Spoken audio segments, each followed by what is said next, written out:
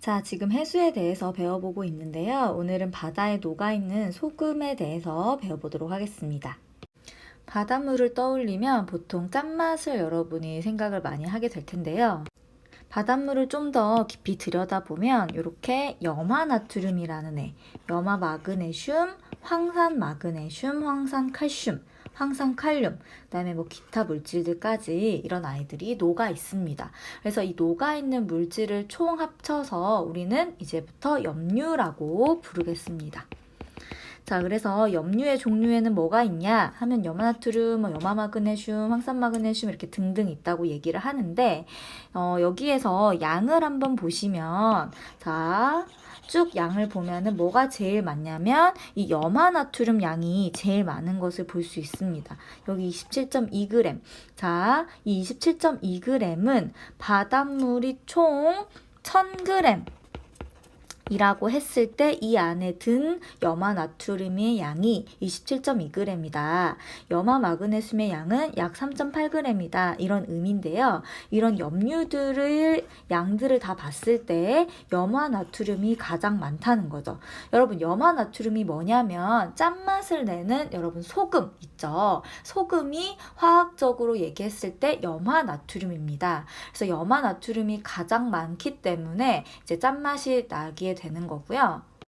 이 바닷물 1000g, 자 1000g이면 몇 킬로그램이죠? 그쵸? 1000g은 이제 1kg이겠죠. 바닷물 1kg에 얼마나 많은 이 물질들을 다 합친 양이 있느냐, 이 염류가 얼마나 있느냐를 나타내는 이제 단위가 있는데, 이 바닷물 1kg에 녹아있는 이 염류의 총량, 자, 총량, g으로 나타낸 것을 뭐라고 하냐면 염분이라고 하겠습니다.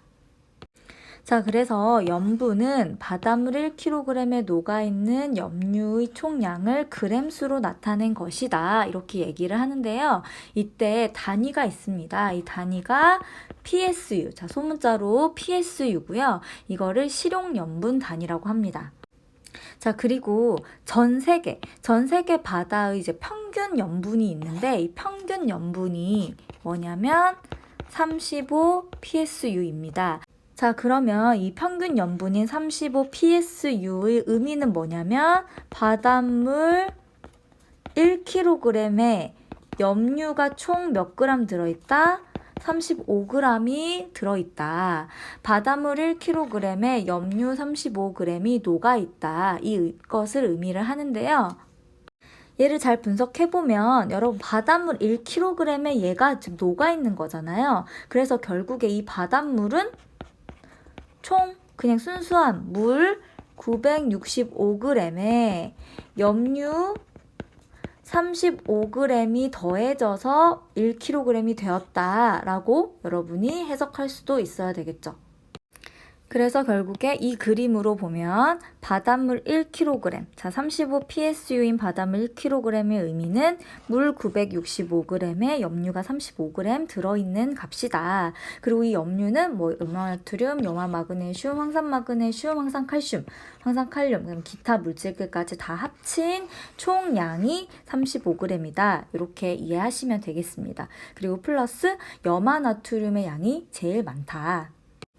자, 그런데 염분이 어떻게 달라지느냐를 보면은 우리가 비의 양과 그 다음에 물이 얼마나 증발하느냐, 이 강수량과 증발량에 의해서 이 염분이 변화가 되는 것을 좀 볼 수가 있는데요. 자, 강수량이라는 말은 이제 비가 많이 온다는 말이겠죠. 그다음에 증발량이라는 거는 얼마나 물이 증발을 많이 하냐, 이런 의미인데, 강수량이 많고 증발량이 적을수록 이제 물의 양이 더 많아진다는 의미이기 때문에 이제 염분은 사실은 낮아지게 되겠죠. 그런데 강수량이 낮아지고, 자, 비가 좀 덜 오고 증발량이 상대적으로 많을 때는 자, 물의 양이 좀 줄어들기 때문에 염분이 높아지는 이런 결과가 나옵니다. 그러면 강수량이랑 증발량이 둘 다 많기도 하고 둘 다 적을 수도 있는데, 자, 그럴 때는 그 양을 비교하면 되겠죠. 강수량이 증발량보다 이제 많다. 그러면 이제 염분은 낮아지게 되는 거고, 강수량보다 증발량이 더 많아 버리면 이제 염분이 높아지게 되는데요. 이 두 가지를 기억하고 우리가 이제 위도에 따른 염분을 한번 보도록 하겠습니다. 자, 이렇게 저위도, 우리 적도 지방이죠. 그 다음에 중위도, 이제 고위도 이렇게 보는데, 자, 저위도 같은 경우에는 여러분 열대 지역 더워요. 더워서 증발량이 좀 많은 편이긴 한데요. 우리가 이런 열대 지방은 비도 많이 옵니다. 그래서 결국에 양을 좀 비교하면 강수량이 증발량보다 더 많은 것을 볼 수가 있어요. 그래서 저위도 같은 경우에는 염분이 조금 더 낮은 편입니다. 그에 비해서 중위도 같은 경우에는 강수량보다는 증발량이 좀 더 많은 편이에요. 그래서 중위도는 염분이 상대적으로 높은 편이고요. 고위도 같은 경우에도 강수량보다는 증발량이 좀 더 적어요. 그러니까 강수량이 좀 더 많기 때문에 여기 같은 경우도 염분이 이제 낮게 됩니다. 그래서 비교를 하면은 중위도만 염분이 상대적으로 높고 고위도나 저위도는 염분이 낮은 편이라고 볼 수 있습니다.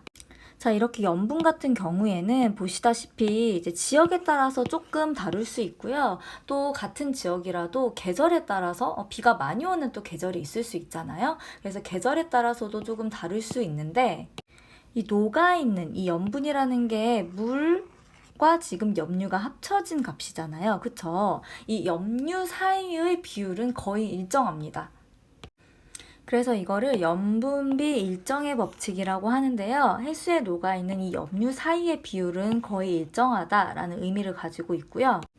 자, 이렇게 거의 일정할 수 있는 이유는 바다가 한 곳에 머무는 게 아니라 계속 순환을 하죠. 그래서 전 세계 바다 전체적으로 바닷물이 끊임없이 이렇게 움직이고 있고 순환을 하고 있기 때문에 골고루 섞여 있기 때문이라고 볼 수 있고요.